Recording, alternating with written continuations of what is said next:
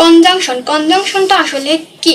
কনজাংশনের বাংলা অর্থ হচ্ছে মিলন, অর্থাৎ একাধিক সেন্টেন্স বা ক্লোজকে যুক্তকারী শব্দই হচ্ছে আমাদের কনজাংশন। অর্থাৎ একাধিক সেন্টেন্সকে একটা সম্পর্কের মধ্যে আনবে বা একটা শব্দ সেন্টেন্সকে যুক্ত করবে, এটা হচ্ছে কনজাংশন।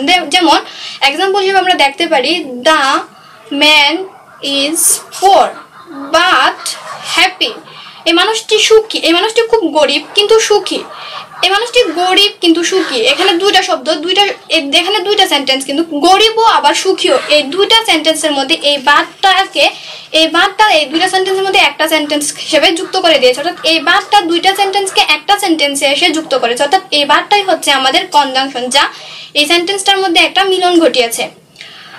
একটা এক্সাম্পল হচ্ছে, Apu and Tapu went there. Apu এবং তপু সেখানে গিয়েছিল। অপু এবং তপু, এখানে কিন্তু দুইজন মানুষ, অপু এবং তপুর মধ্যে একটা সম্পর্ক যুক্ত করেছে এই অ্যান্ড, অর্থাৎ একার একটা সম্পর্ক স্থাপন করেছে বা যুক্ত করেছে অপু আর তপুর মধ্যে এই অ্যান্ডটা, আর এই অ্যান্ডটাই হচ্ছে আমাদের কনজাংশন।